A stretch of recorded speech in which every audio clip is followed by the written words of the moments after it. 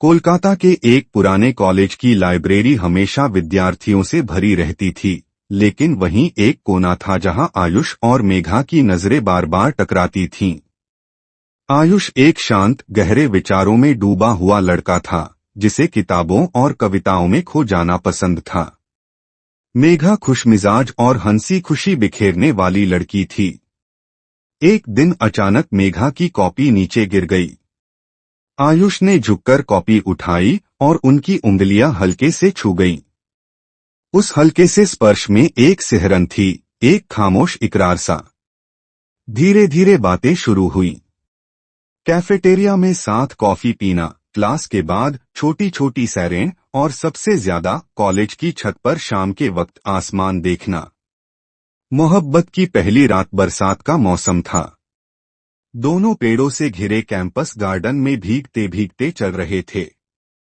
हवा में ठंडक और बारिश की मिट्टी की खुशबू थी। आयुष ने मुस्कुराकर कहा, तुम्हारे बालों पर ये बारिश की बूंदें जैसे सितारे चमक रहे हैं। मेघा शर्माकर चुप हो गई। वह पल थमसा गया। आयुष ने धीमे हाथों से उसके गीले बाल कान के पीछे किए और उनकी आंखों का मिलन इतना गहरा था कि आसपास की दुनिया मिट गई। पास बैठकर वह पूरे दिल से एक दूसरे की धड़कनों को महसूस करने लगे।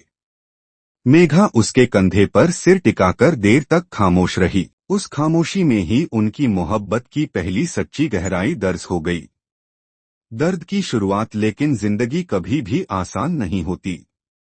मेघा के घरवालों ने दूसरे शहर में उसका रिश्ता तय कर दिया। जब मेघा ने यह बात आयुष को बताई तो उसकी आंखों में सिर्फ दर्द था। उसने उसका हाथ पकड़कर कहा, मैं तुमसे बिना लड़े हार नहीं मान सकता। मेघा की आंखें भीग उठीं। आयुष, काश मैं सब छोड़कर बस तुम्हारी हो जाती। लेकिन मेरा परिवार, मुझे तोड़कर भी यह बंदिश निभानी होगी। दोनों एक दूसरे को कसकर गले लगाए रो पड़े। वही उनका पहला सच्चा आलिंगन था, जहां मोहब्बत, बेबसी और बिछड़ने का डर एक साथ भर आया था। आखिरी मुलाकात मेघा की शादी से एक दिन पहले वह चोरी छुपे आयुष से मिलने आई। उस रात शहर की गलियों में चांदनी बरस रही थी। कमरे का दरवाजा बंद हुआ और दोनों पास आकर एकदम चुप हो गए। आयुष ने कांपते हाथों से उसका चेहरा थाम लिया और फुसफुसाया, क्या मैं तुम्हें आखिरी बार अपनी बाहों में भर सकता हूँ? मेघा की आंखों से आंसू बह निकले। बिना कुछ कहे वह उसकी छाती से चिपक गई। दोनों ने एक दूसरे को ऐसे पकड़ रखा था मानो वक्त ही रुक जाए। उनके होठ कांप रहे थे, सांसें गहरी हो गईं, और उस आलिंगन में मोहब्बत की सच्चाई और जुदाई की पीड़ा घुल गई। वे देर तक एक दूसरे के पास बैठे रहे। आयुष उसकी हथेलियां थामकर उन पर किस करता रहा और मेघा उसकी गर्दन पर सिर रखे सुबकती रही।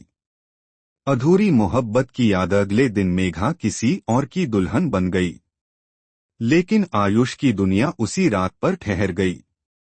उसके कमरे की दीवारों पर अभी भी मेघा की छुअन की खुशबू थी।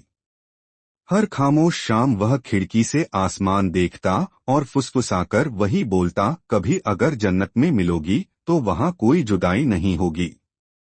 मेघा शायद दुनिया के लिए किसी और की थी, लेकिन आयुष के दिल में वह हमेशा उसकी अधूरी मोहब्बत रही।